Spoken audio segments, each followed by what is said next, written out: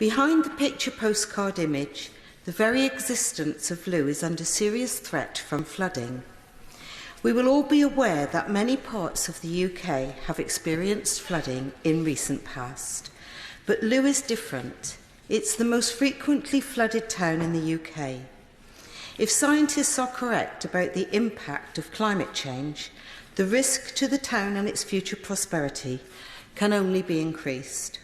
Modelling for the Cornish South Coast Regeneration Project has suggested that within a generation, floods will be 1 metre worse, increasing the flood area from 2.5 hectares to 16 hectares. That would be catastrophic for the town and the wider local economy. The council understands the vital importance of protecting Looe, not just for the town itself, but for the wider economy of the whole of South East Cornwall. It's predicted that flooding in Looe will actually cover a 6-fold increase in surface area to what it currently does, and we know that the situation at the moment is bad.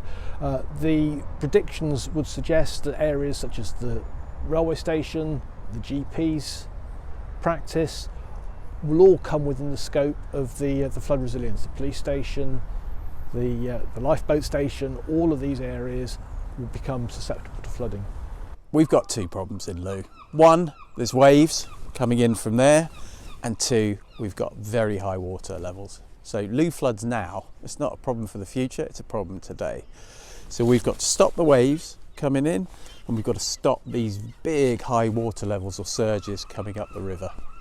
The current proposals for Looe, which are being worked up by and led by Cornwall Council, are looking at the development of a barrier which will hold back the tides, and also an offshore breakwater which will help, one, deal with the storminess and the waves come in, but then also protect the barrier itself from those stormy waves should they happen. Obviously, what we're looking at in this scheme is the development of some hard defences to fend off the worst of it at the moment.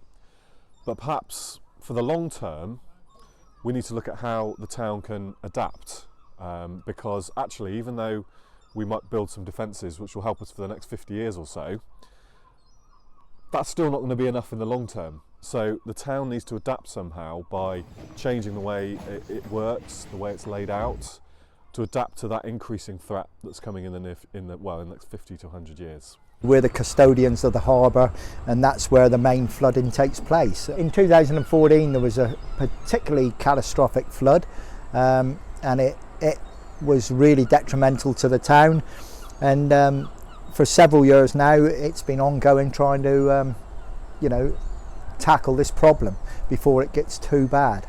Well, the defence scheme is something that's going to be protecting the town for the next 50, maybe the 100 years hence.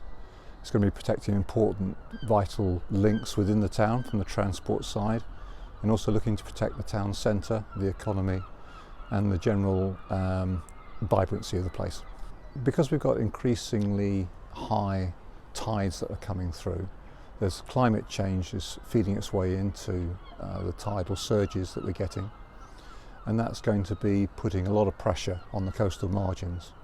So Looe really is in the firing line. At the moment, on a very high spring tide with a tidal surge coming through, it floods already, maybe 8 to 12 times a year, and that's only going to get worse over the next few decades. It's really about protecting the town as a whole. We want the economy to grow here.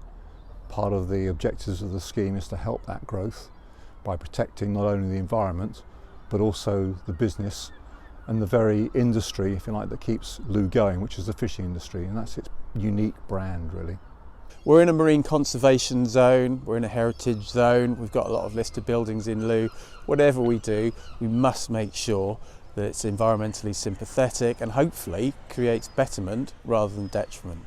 We know that there's eelgrass out there, and we'll be going on top of it. So if we do that, we'll have to try and create additional eelgrass habitat elsewhere.